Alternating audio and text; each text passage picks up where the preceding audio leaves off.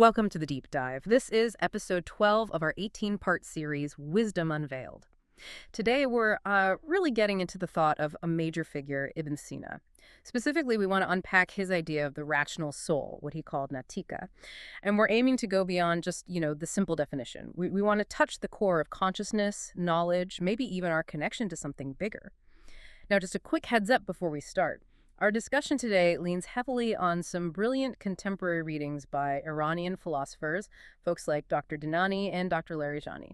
We've done our best to translate and convey the essence of these complex ideas, but as always, some nuances might get lost in translation. We hope you'll explore these ideas with us anyway. Absolutely. And Ibn Sina's Natika, it's just so central. You really can't grasp his philosophy without digging into this. It's not just some abstract concept for him. It points directly to this potential we all have for, well, almost limitless awareness. And crucially, how that awareness connects us to the divine. It sheds light on everything, knowledge, insight, even salvation itself. Okay, so let's unpack Natika, the rational soul.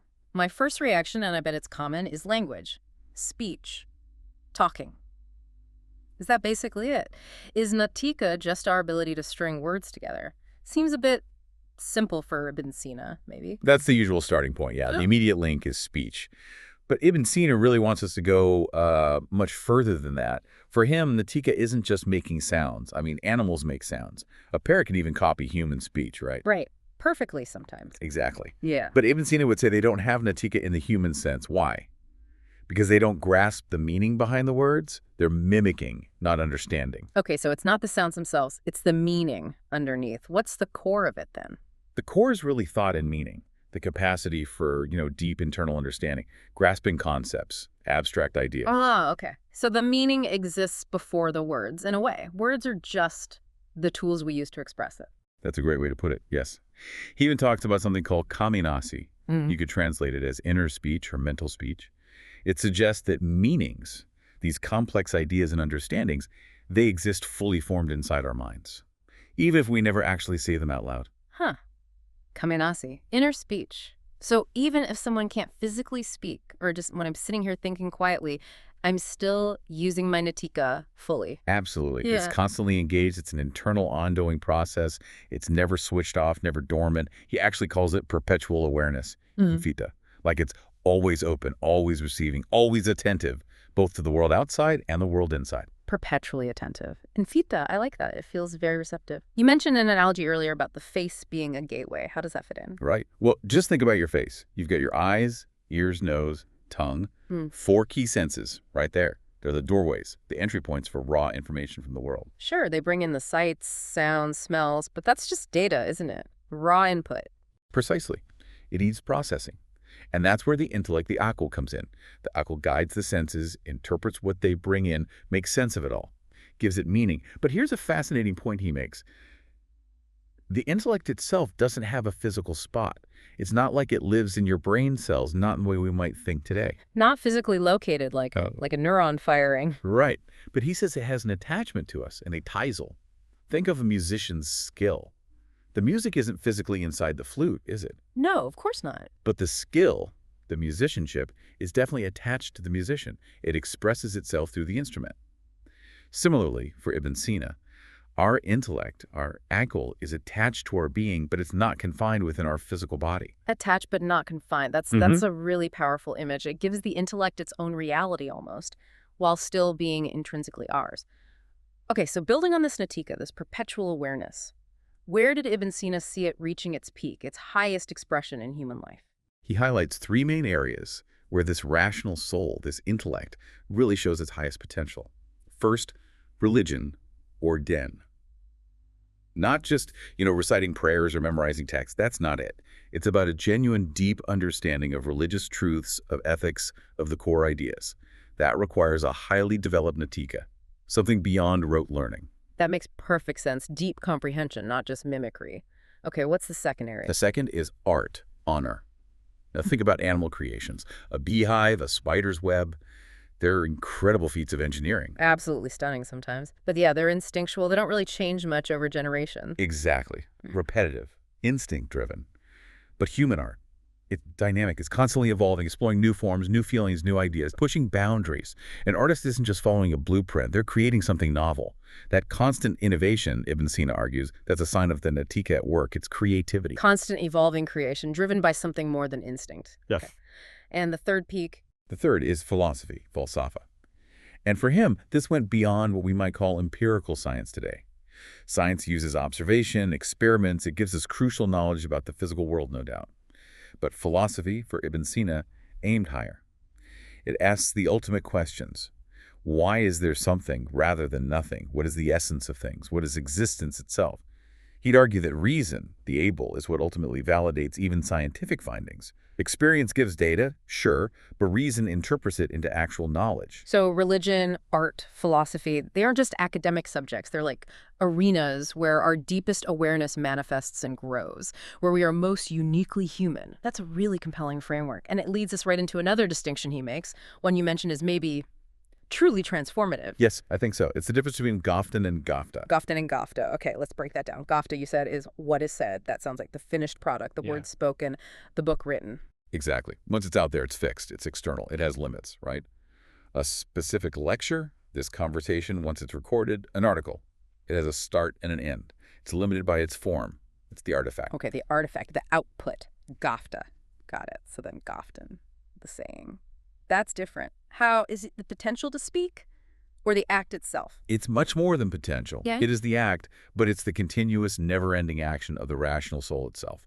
Goftan is potentially limitless. He argues it's eternal. Limitless, eternal. That's a huge claim for our thinking process. It is, because he ties it directly to our true self, our non-physical essence. Our nafs, our essential self, is Natika. And fundamentally is Goftan. Our essence isn't just something that does thinking. It is this ongoing act of thinking, of meaning-making, of awareness. Wow, okay. That really shifts the perspective, doesn't it? If the process, the Goftan, the ongoing awareness is the real core, not just the finished thing, the Gafta. I mean, that flies in the face of how we often value things, right? We look at the output, the results, the published paper. How revolutionary is it to say the unending process is what truly matters? It's profoundly revolutionary, especially today, perhaps. He's redirecting our focus inward to the continuous activity of the soul itself. That's where the real value, maybe even our essence, lies for him. The journey, not just the destination. So if this Goftan, this continuous saying within us is limitless, eternal, where does that limitlessness come from? Surely not just from us, finite beings. It must connect to something bigger. Is that the divine link again? That's exactly the connection he makes. If our inner saying has this infinite quality, it must ultimately connect to the absolute infinite source, God. Our Natika, our awareness, our Goftan, is fundamentally plugged into the divine.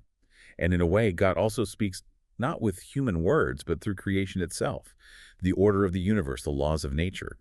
That's a kind of divine Goftan. And our own inner Goftan, our thinking and awareness is like an echo of that divine speaking. Precisely. He uses the term Seda, meaning echo, and Nida, meaning a deeper inner call. Our Goftan, our awareness, is like an echo, Seda, responding to a deeper inner call, Nida, from that ultimate divine source. We're reflecting something profound when we truly think and understand. An echo, Seda, of a deeper call, Nita. That's beautiful imagery. So if our soul is resonating with this divine call, what actually nourishes it? What's its food if it's not physical? The nourishment, according to this line of thought, comes from the divine names and attributes. Can you give some examples? Sure. Names like al-Alim, the all-knowing, al-Hakim, the all-wise, al-Kabir, the all-aware, or the great, al-Latif, the subtle, the gracious. Contemplating these qualities, reflecting on them, trying to embody them in our own way. That's what nourishes and expands the rational soul. It attunes us to the divine reality. Nourished by divine names, that feels like a very active contemplative path, which I think leads us to something Ibn Sina proposed that sounds, well, quite challenging, maybe even radical today. Ah, you must mean his idea about salvation and knowledge. Exactly. The idea that perfect knowledge and awareness, agi, could lead to salvation, even if someone falls short in, good deeds. That's confronting. It is confronting, and it needs careful handling. He's definitely not saying actions are irrelevant. That would contradict much of his other thought. But he is placing an extraordinary emphasis on awareness, agi, as the absolute foundation, the bedrock. Why is awareness given such primacy? Because for him, awareness is the guide. Without true awareness, actions can be empty, misguided, even harmful without us realizing it. Awareness, the akwal, is the ruler. It allows us to see our own flaws, to correct our course. It informs our intentions, gives actions their real meaning and direction. So it's not just what you do, but the knowing, the awareness behind it. Or maybe just the state of being truly deeply aware, that's paramount. Is there a way to cultivate that, a practice he suggests? He does give pointers, especially in works like Makamat al-Arifin, The Stations of the Knowers. He talks about purifying the heart, yes. But critically, he stresses prioritizing thought, fikr, over mere verbal remembrance. Zikr. Prioritize thought over just repeating words. Again, that distinction between inner meaning and outer form. Exactly. He actually warns against just dry repetition of sacred phrases without engaging the mind, without deep reflection. True remembrance, the kind that truly feeds the soul, happens when thought, fikr, and the word sikr work together, and the deep thought has to lead. Don't just say it, think it. Understand it. Feel it. This emphasis on deep knowing, on fikr. It also helps clarify his relationship with mysticism or irfan, doesn't it? Sometimes people see that as separate or a late addition. It really does clarify it. Dr. Dinani argues very forcefully against that idea that Ibn Sina only turned to irfan late in life. Based on the texts and historical accounts, Dinani insists Ibn Sina was deeply engaged with irfan from his youth. There are stories, of him praying for insight when stuck on an intellectual problem. Right, praying for intellectual solutions. Exactly. That points to a connection from early on.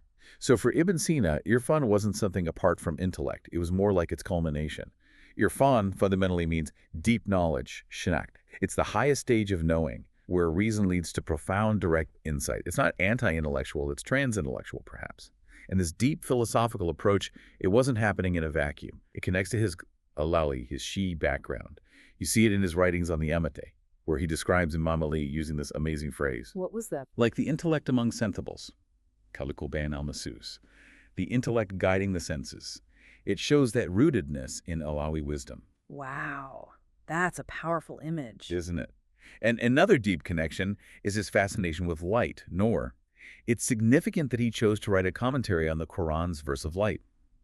He saw God as the ultimate light, an eternal, non-physical light, echoing much older Iranian wisdom traditions, Hikmat al-Khosravani.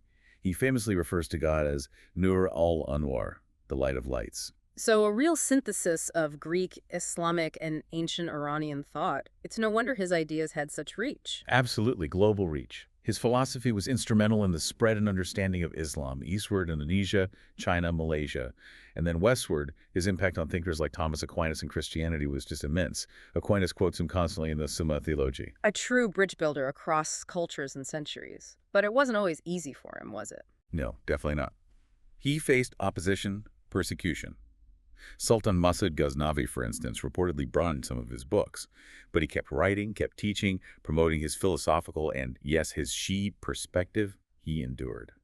Which, in a way, brings us back to his idea of the perfect human, the al-Kamil. This ideal figure who he believed is never truly absent from the world. The perfect human. What did that mean for him? For this perfect human, nothing is hidden, Kofi.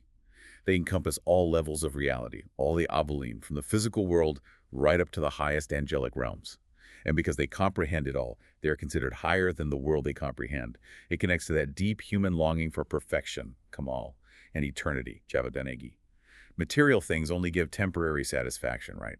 True fulfillment comes from moving beyond the world of multiplicity and dispersion, tafraka or kasrat, towards unity, jamarwadat. Moving from the many to the one.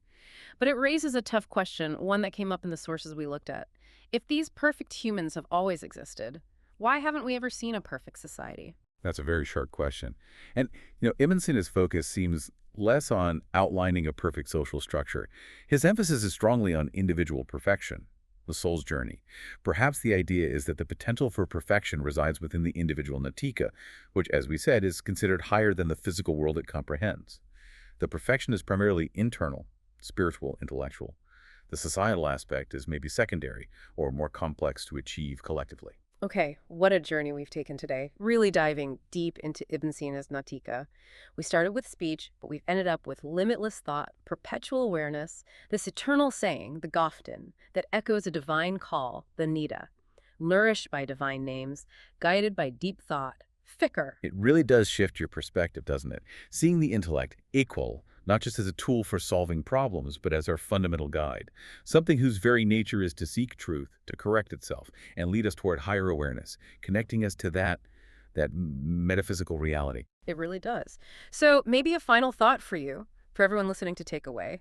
If, Ajiki, if this deep awareness and fikr, this thoughtful reflection is so central, if it's the key, Mm-hmm. then the question really becomes practical, doesn't it?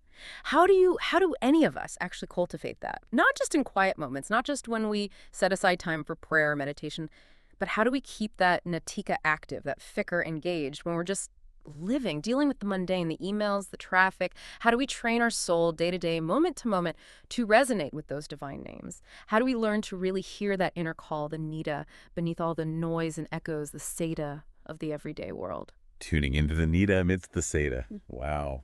That's the challenge, isn't it? Integrating that quality of deep awareness into the fabric of every moment. It's a lifelong practice, I imagine, a constant striving. A profound challenge indeed, and a really powerful place to pause our reflection for today. Thank you so much for walking us through Ibn Sina's thought here. Absolutely fascinating. It was my pleasure. Always enlightening to revisit these ideas. And thank you all for joining us on this deep dive for Wisdom Unveiled. We hope you'll continue the journey with us in our upcoming segments. Until then, keep thinking, keep questioning, keep seeking that deeper wisdom.